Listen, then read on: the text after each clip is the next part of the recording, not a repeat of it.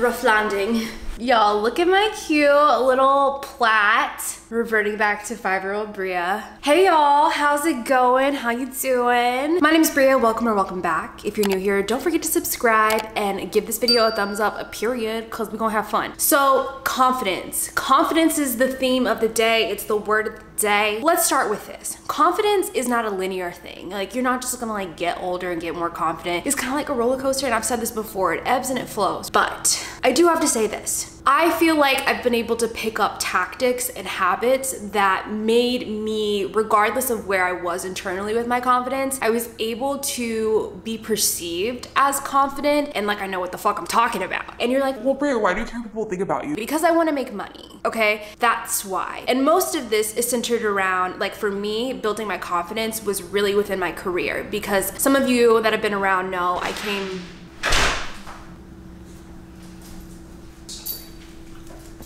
disrespectful. If you're gonna interrupt, you gotta come correct. Period. Y'all, try iced matcha with raspberry syrup. They gave this to me on accident one day, and now it's my drink. It tastes like Fruity Pebbles. But yeah, for those of you that know me, you know I came from a corporate background in corporate ass America. And there were situations where I was definitely the only person of color in a room, sometimes the only woman in a room. I was working with like doctors, sometimes nurses, and the vibe there, you really have to have a kind of presence to be able to let them hear you. Some of like these habits and tactics I picked up there. Now, when I went into a creative field and started doing content creation, and I was negotiating for myself up against these multi-million, multi-billion dollar companies, yeah, did that freak me the fuck out? Absolutely. It was a really hard thing, but I'm so thankful that I got to go through that, because I built so much confidence speaking to my value and what I can offer to a company on that level. So of course I'm gonna give you the tea. Honey, get comfortable. Do you need a drink? Do you want to sit? Because we're going, let's do this. So one of the things that really helped me to gain confidence, more so in myself and my worth and my value, especially within the influencer industry, was getting away from this idea that like I had to be a yes girl and like every opportunity was the opportunity, and if I didn't take it, that my sense of success was going to be jeopardized. I'm not gonna lie, like I don't think anyone really understands how hungry I was to be successful, to get in a comfortable place, to help myself, help my family. I don't think anyone will ever understand that. I can tell you, but you don't get it. So there was a point where I was like, yes, I'll do this, I'll do that. I'll take any job, any side hustle on the planet. And what that led to, first of all, was burnout. And I speak to burnout so much because it is so important to not tire yourself out like that. If you're gonna go and like do your dream job, you need to enjoy it to a certain extent. But if you're too busy saying yes to everything, that's not sustainable. You're gonna hate it pretty quickly. And what happened to me is not too long after I was being a yes girl, I ended up hating pretty much everything I was doing. I didn't enjoy my job anymore. But more so, internally, what does that say about you if you have to take on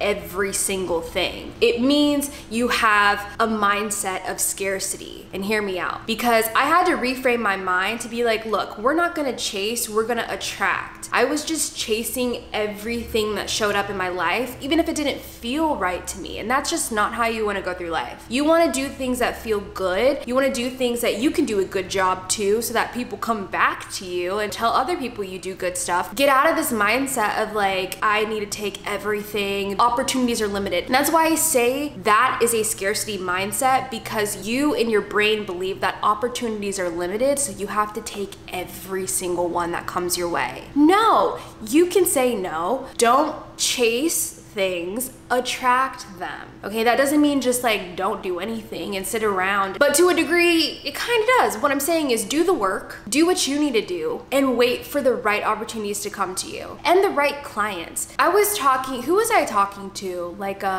someone who did my hair way back. She was telling me how she had so many clients that do no call, no shows, and this girl was so talented. I think the problem was she was just really young. She didn't have anyone to like tell tell her, you should be charging like 3 times what you charge, first of all. Second of all, she saw opportunities as limited. She saw clients as limited. But there are hairstylists out there who fire their clients for not respecting their time and not valuing the services they give. That's so fair. And in firing clients, from what I've heard from my hairstylists that do this, they free up space for good clients who see their value, who respect their time. So the same needs to go for you guys. I use the hairstylist as an example because that's a really common problem in the industry, but you guys can use that in any area of your life, right? If people don't respect you, don't respect your time, and you're taking on all these things because you feel like you have to and that you're not gonna get better, then that's a scarce mindset that you live in, and you need to flip that, because there are so many good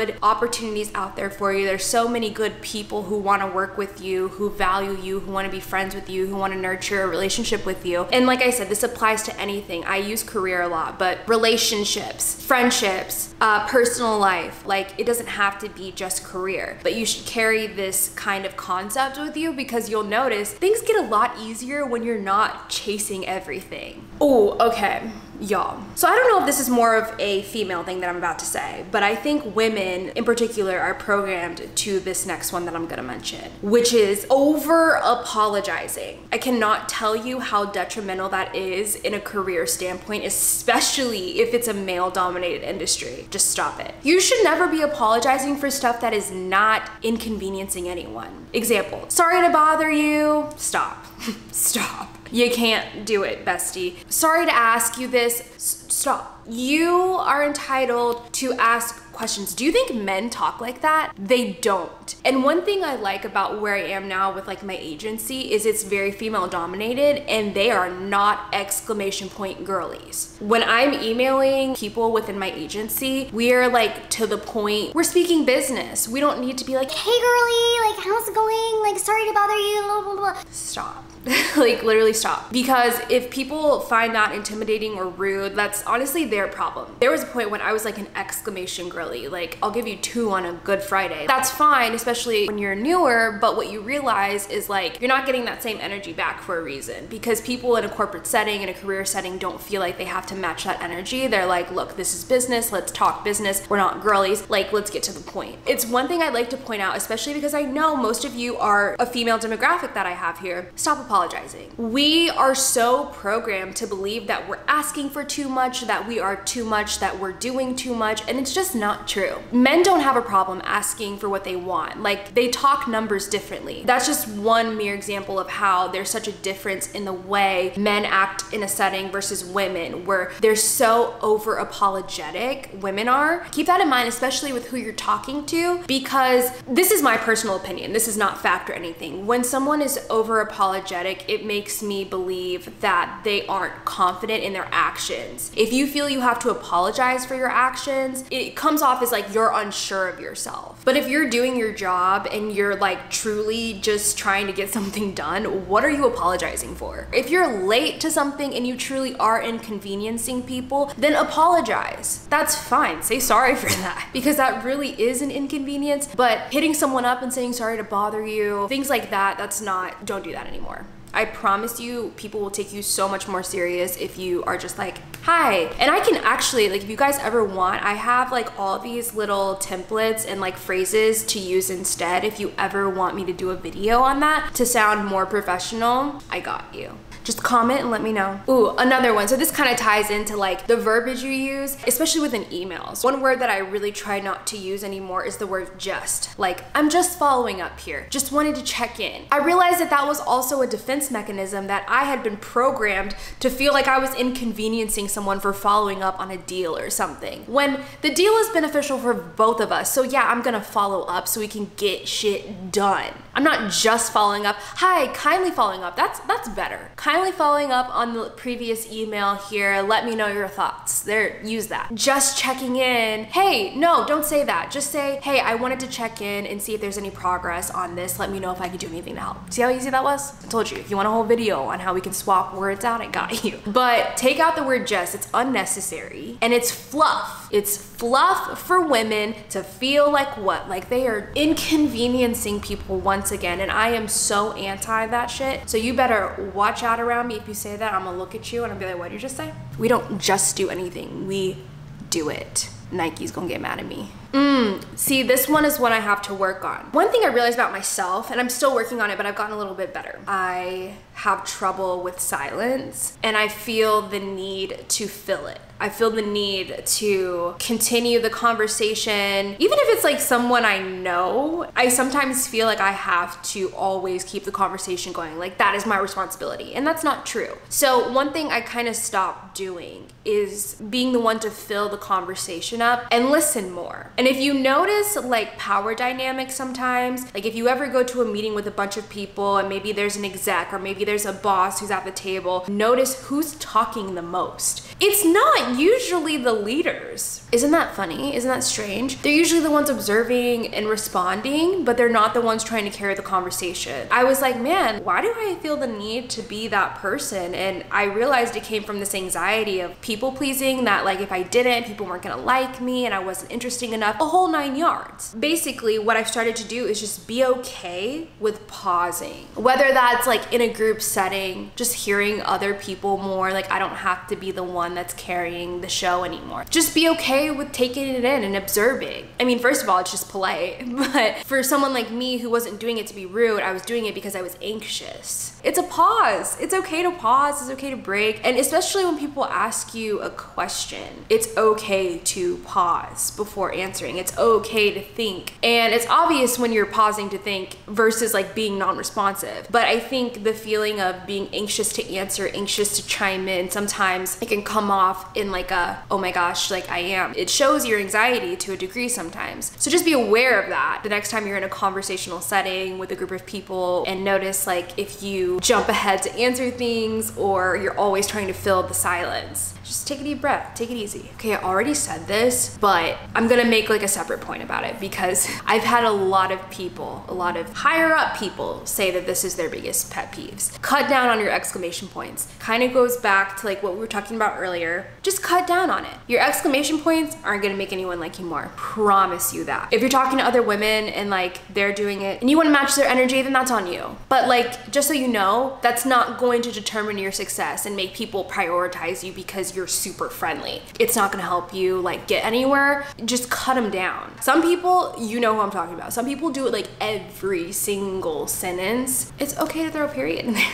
We're still gonna think you're a nice person. And look, I was that girl. That's why I'm doing this video, because there are things that I realized did not affect my success or the way people perceived me at all. I'm doing fine. I have friends. People kind of like me, I think. And I'm not an exclamation point girly like I used to be. Do I love an exclamation point here and there? Absolutely. Throw one in there, pizzazz, but it's not required. So this one is more career centered, and it's something I will like preach to you guys till I am blue in the face. Learn how to ask for what you want, especially when it comes to money. What did I say in my money mindset video? I said, if you're scared of money, money's scared of you. So why you think it's not showing up for you? Because you can't even look at your bank account.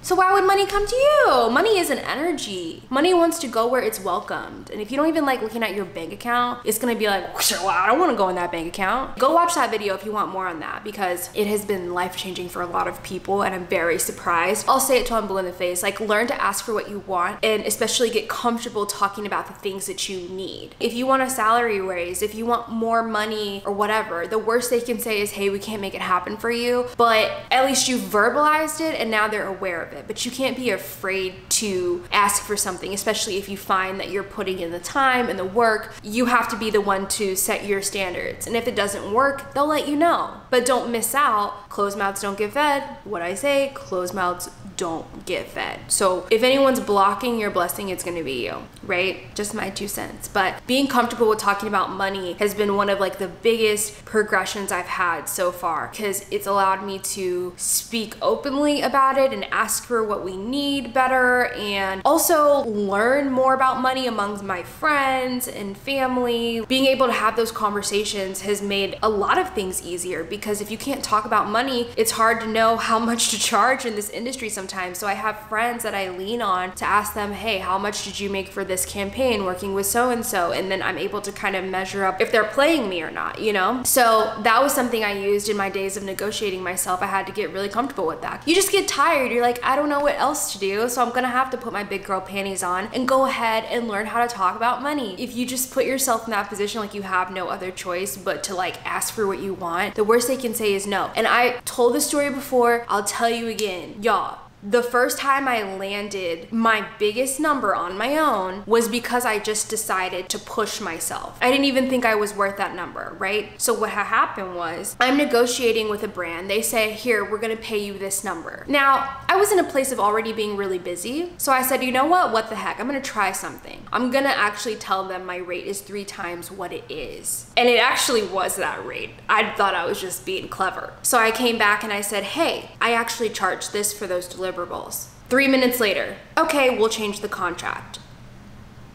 I jaw on the floor, guys. If I was just like at the first offer they had, okay, could you imagine? I got 3 times the rate just by saying, hey, this is what I actually charge. Closed mouths don't get fed. So from that point on, I was like, oh, people are willing to pay me that? What have I been doing then? And that's when I realized what I could actually charge for content. Life-changing, actually life-changing. And after that, it was just up and up and up. I was sleeping on myself. And I kind of already blended into the last point, which was communicate your needs, honey, because no one is reading your mind. And no one, I mean this in the most loving way possible, but nobody cares about your well-being like you do. You've got to be your biggest advocate. You have to be your biggest cheerleader. If there's something that you want in life, you've got to ask for it. No one's holding your hand, and this is just a harsh reality of becoming an adult. Unless you have like ties because your dad works for some company, like no. You gotta get out there and you gotta make it known what your needs are. Whether that's in a relationship, whether that's within your salary, you have to communicate and spell it out for people, because to assume that people should just know what you need and to assume that it's their responsibility to just know better is not fair. Everyone has different needs and we're all living in our own little realities here. So if we don't tell each other what we need, then you're gonna be very unsatisfied with work, relationships, whatever it is. So think about it. Comment down below if you have a little confidence hack for us too, because we like to help each other. And if you enjoyed this video, don't forget to give it a thumbs up. Drop a comment too, like let me know what's going on. Let me know what you thought of this video. And of course, if you're new, don't forget to subscribe, or else. Anyways, I love you guys. I post once a week, so come back and check next week's video. I'll see you later.